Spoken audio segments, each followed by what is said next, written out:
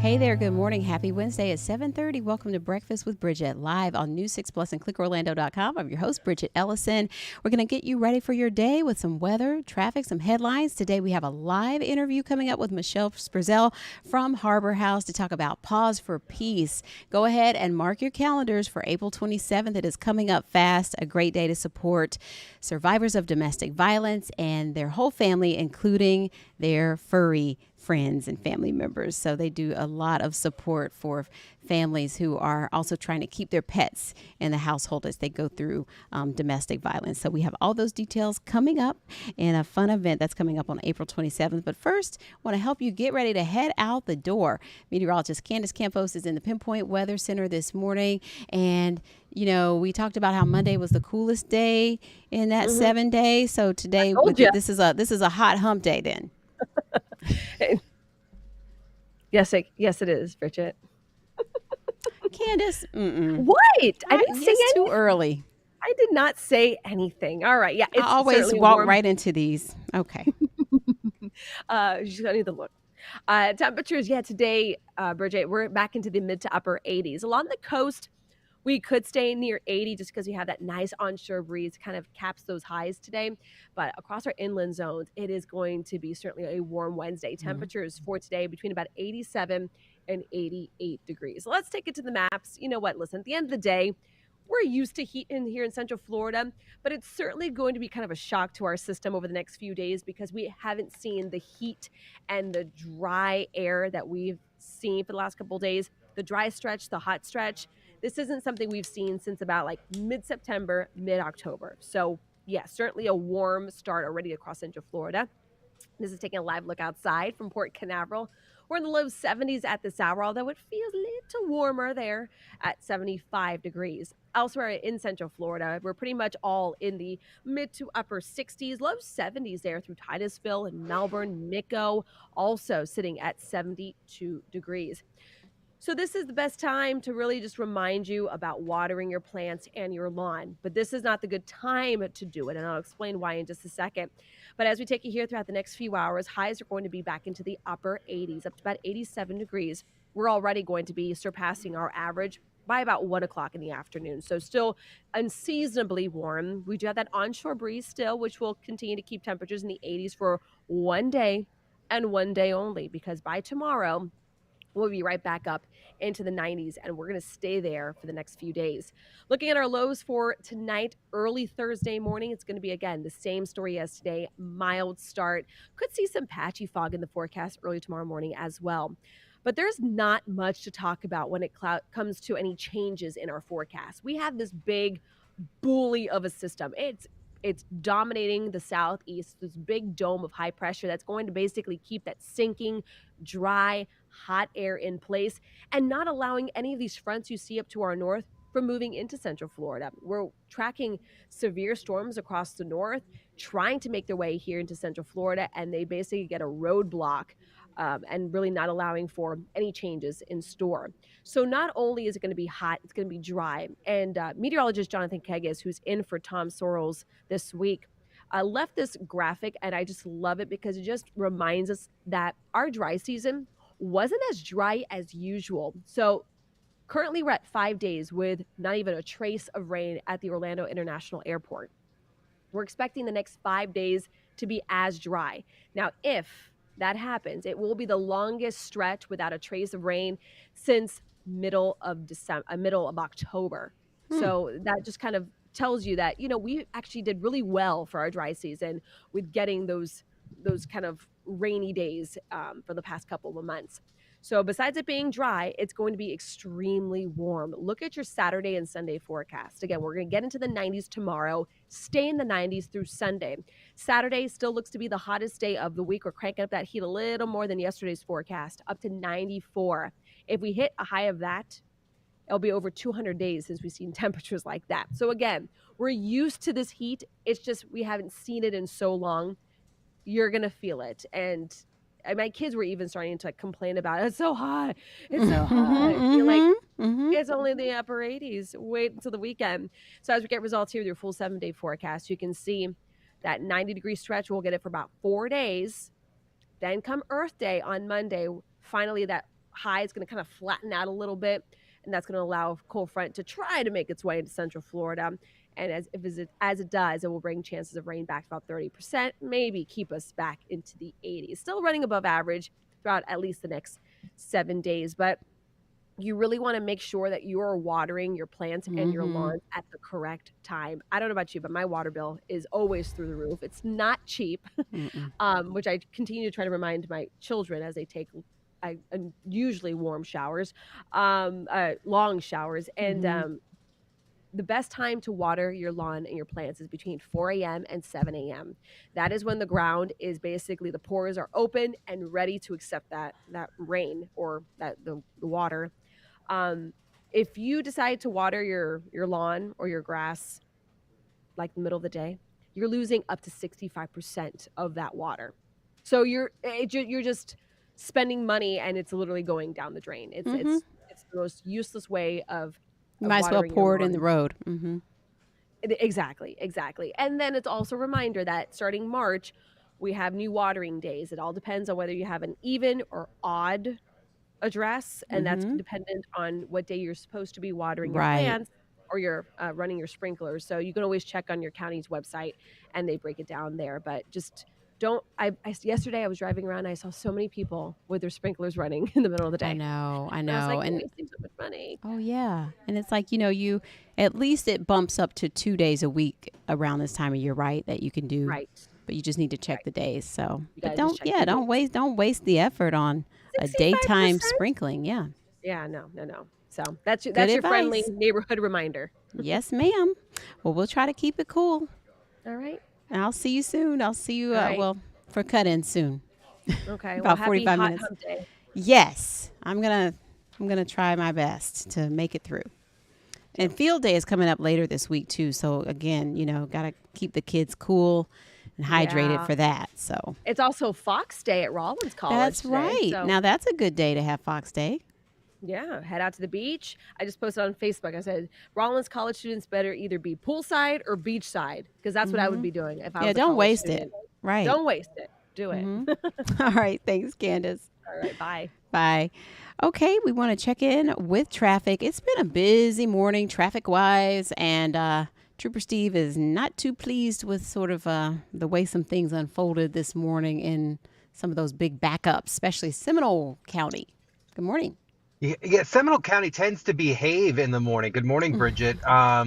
We walked in, we started our show this morning with a pretty nasty crash eastbound I-4, but they did clear that up. Here Oh, on good. DOT cam right now, DOT cam showing that area is flowing nicely eastbound. However, westbound is just the routine stuff. But we have these construction zones almost every night. There's a law enforcement presence in these zones, not for enforcement, but for safety purposes in order to keep the construction crews safe. And somebody drove right into that based off of my observation. No press release sent out by FHP yet, but the damage to that patrol car was pretty severe. So eastbound right now, you're clear, but I just need you to pay attention at night. Westbound, we're starting to see those delays out there within the crash zone that we had. You can see that crash icon still hanging out, but it was in the opposite direction. So this morning now that crash won't affect you. It's just that normal stuff that we see. This is a serious crash I'm watching out in Waterford Lakes area. Alafaya Trail at Curry Ford. It says it's shut down right now from Alafaya, from Curry Ford there down towards Mark Twain. I do not think it's that big of a shutdown. However, I do feel that there's probably a major roadblock in that area. So please be prepared if you got to travel through there, add some time. Out by the attractions, we do look pretty good this morning, east and westbound at the 69, with just the routine delays. The lane closure from overnight has been picked up, so now we're just seeing those normal slowdowns that we do see. Northbound Turnpike, if you're getting ready to leave Kissimmee, maybe head towards Hunters Creek. Orange Blossom Trail, I do have a minor crash on the ramp. That ramp is a very unique one. I also have 528 westbound at the 26, puts you close to 417. Outside of that, not bad. Like Candace had said, it's a beautiful beach day today. I would encourage you, if you've got the time, if you've got the mode, to make Mm-hmm. sure that you can continue. I would have kept on with the traffic report, Oh, but Brevard County is looking pretty good along I-95. So if you guys are headed out there, just take it nice and easy. Some minor crashes, but I'm a little jealous of you this morning because no. you get to speak. You get to speak to Harbor House and Paws for But you Peace. have all the And I fun. have never. Yeah, I do. I get so obsessed with that foundation. What they do and the cause that they support is just unbelievable. A little bittersweet for me though, because I will not be able to MC this year. But they did pitch it to me, and they're like, "Hey, find us another ambassador, and you guys can co-ambassador." And I was like, "Of course." So Eric Sandoval is going to be doing that, but I will let our viewers stick around because you're going to get to Yeah. do an awesome interview. And Awesome interview with anytime you Pause get for to Peace. bring your fur babies out and do your favorite thing, community events, it's just a win-win. Great cause. So glad that you can at least be part of it, even if you can't be there that exact day. At least you can, A be a spokesperson. 100%. You A and hundred is percent. it Margaret? If I could. So Teresa is going to Teresa. be the one Okay. joining for today. Okay. Margaret looks like a stepchild that has been in the mud all Oh, day, okay. so she needs a grooming. She looks like Dennis the Menace right now. But Okay. I'm gonna go pick up Margaret, Teresa here in a little bit and go meet Eric out by Lake Eola so we can talk a little bit Okay. and get that promotion out for them Yeah, because I it's can't wait always to an see amazing it. event. So Yes, yes. so I'm excited for your interview. Yes. And what about you? What's next? I'm going to be hitting the road at 8:30 for a stream, and one of my biggest pet peeves in the world. I don't know why I have this socket wrench in the truck. I just found it. Hmm. Engineering might be missing this. But Hmm. they, my biggest pet peeve is when drivers block travel lanes, and because they made a mistake, right? So you're sitting in a through lane, and all of a sudden now they want to be in the turning lane, and it's like, okay, but now you're messing up all the traffic Yeah, yeah, because you're yeah. blocking travel lanes. Yeah. So today we're gonna talk about that at 8:30. A little different than yesterday. I was in Ormond by the Sea, Bridget, and Mm-hmm. I almost didn't come back. And that was just beautiful. So join Yeah. me today at 8:30. Outside of that, simple day. And real quick, I got to give Candace props. That heat seater she got me Oh, has changed my life. I tried My it. life. Yeah. And you can attest. Yes. It makes for a hot hump day. It does. And you know what? That puts you in a better mood because you're not back there cold. So, Yep. We need to heat your seats on the I desk, and that will know. help out life. Yeah. Maybe, we don't have an outlet up there, so maybe we could get the kind that maybe you can maybe microwave it or something, and then the heat lasts for a certain amount of time. I don't know. Maybe there's Hey, something out there. I'll find it. We'll get some lithium batteries and just plug that thing in. All right. That's I'll talk to you later, Bridget. okay. All right. See you soon. Bye. Thanks, Steve. Okay, a couple of headlines, then we will get over to our Pause for Peace interview with Michelle and Harbor House. That's coming up in just a second. But first, another update on this very, the story is just really having more and more twists and turns. But right now we have an update on the carjacking story, the deadly carjacking. So now the father of the victim is talking about what happened, and he's saying that his daughter didn't have any enemies as far as he knew. Ezzy Castro has the latest on this follow-up in the investigation. She really never had any problems with anyone, said the father of Catherine Aguas Vivas. He didn't want to show his face, but wanted to share her story, saying she grew up in a good household in the Dominican Republic before coming to the States. He said his family is hoping to get answers about her murder. These are hurtful things, and it really has left us in a situation. We are trying to be strong to be able to go through this. The investigation continues nearly a week after deputies say Aguas Vivas was carjacked in Seminole County.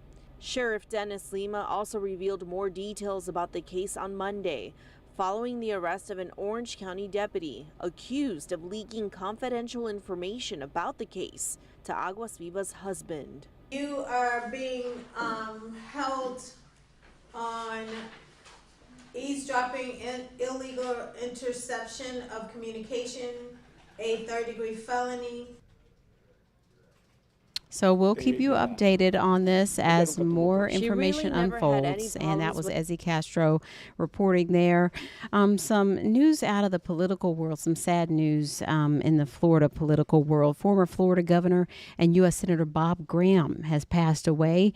He was the 38th governor of Florida. The Democrat was elected in 1978 and served 2 terms, then elected to U.S. Senate in 1986 and reelected twice.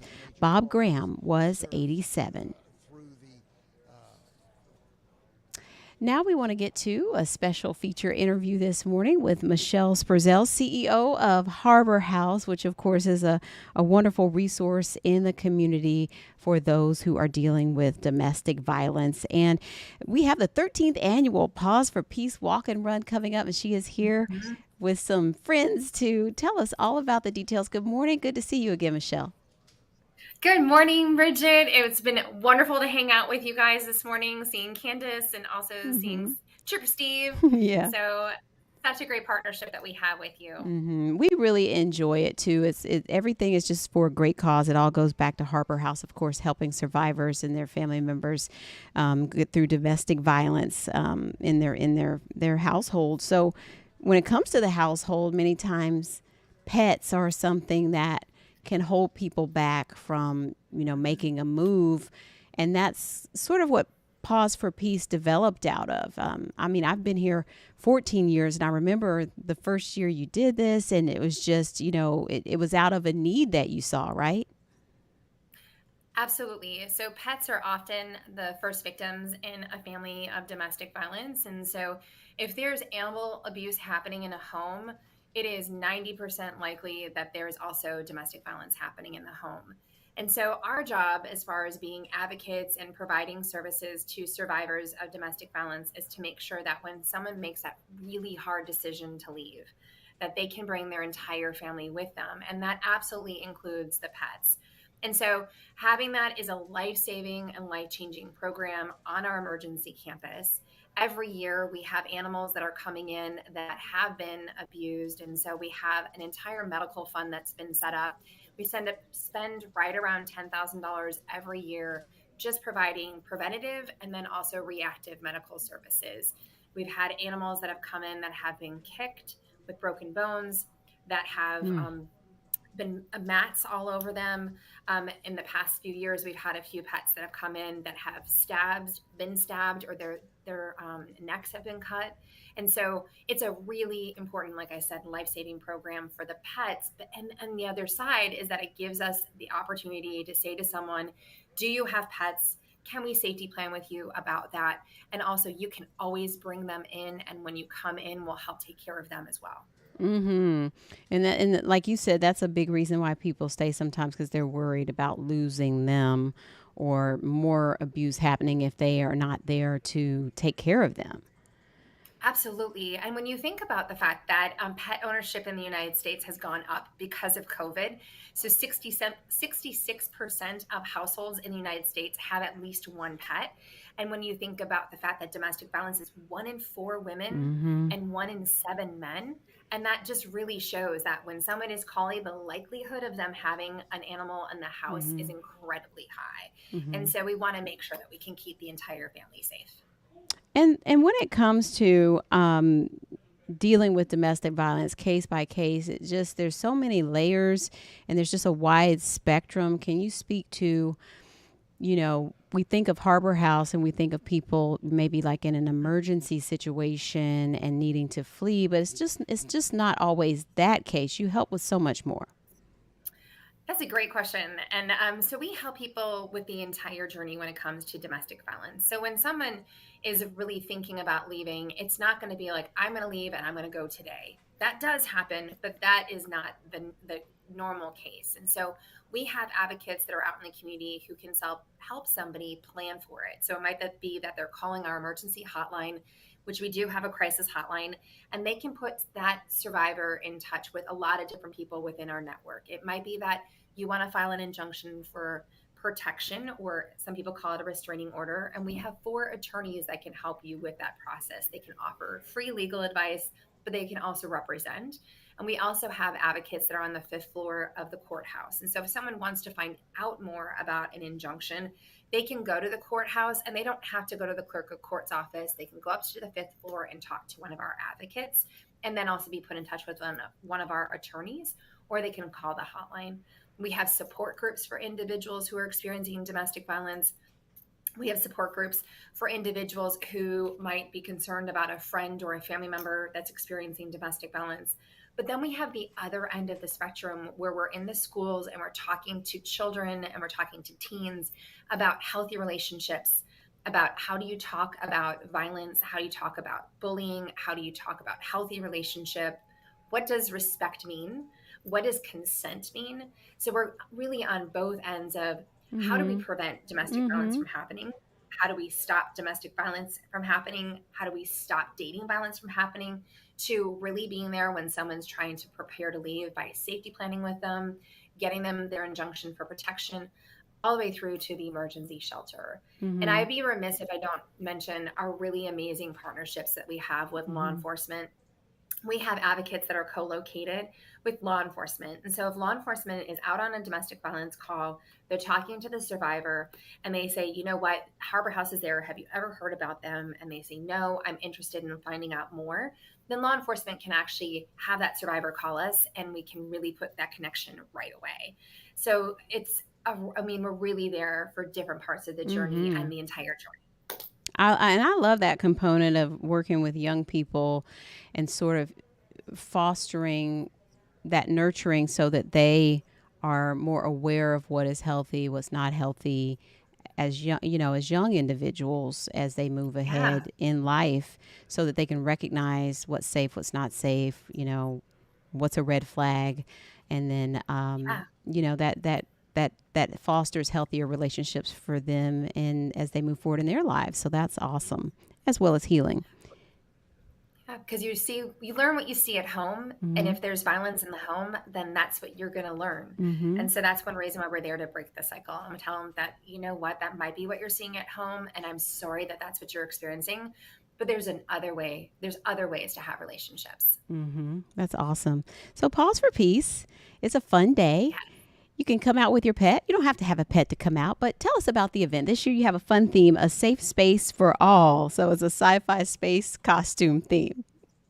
We do. We're really hoping that we get the Trekkies out, and then we also end up getting the Star Wars people out. We're really hoping that we get a good battle going on with people who is your favorite. So we're really talking about that it is a safe space for all, and that is what we want to create for individuals who are experiencing domestic violence in their home, and when they come into our emergency shelter, that there is a safe place for their pet. So it's going to be taking place next Saturday. So not this one, but the following Saturday. Oh. It's going to be at Baldwin Park. The registration is from 8 a.m. until 9:30 a.m. and then the walk itself will start at 9:30. We have a silent auction that people can participate in. We also have a lot of different teams that are happening as far as people who are walking with their businesses, walking with their friends. I think the best part about it is so many people come out with their pets. We have about 400 people who come out every year. We have about 400 dogs that come out as well, as you can see from all of the different shots that you're showing right there. And we have activities for the dogs as well. We have relays for the dogs. We have a scavenger hunt for the dogs. It's just a really great, fun, family-friendly event that really brings the light on the connection between animal abuse and domestic violence. And this is one of your major fundraisers. So it all goes back into the shelter, including those facilities that help out our animals because they need a comfy spot too. Yeah. They do need a comfy spot because I have Winston here who Oh, decided to take naps in the Winston. middle of our interview. And so I had to get him out of his comfy spot. He had But FOMO this this is morning. He was Winston. afraid he would miss out on this. I know, right? This is Winston, and he is one of my Ys. He is an adoptee, and he was also an animal that we rescued because he was an abuse victim. Oh. When I was living up in the Panhandle.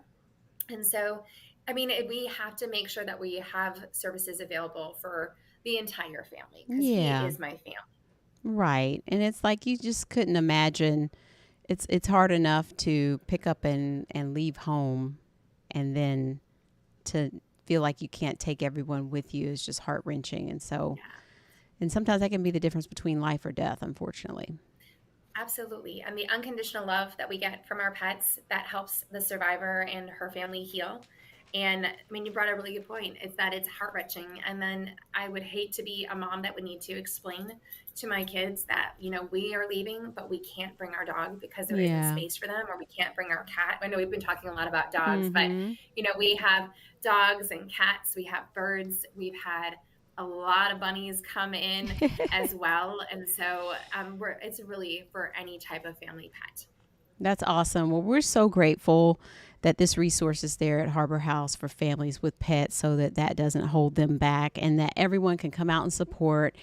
Out at Baldwin Park, April 27th, Blue Jacket Park, a great opportunity to enjoy the day and support this, Michelle. So April 27th, Paws for Peace.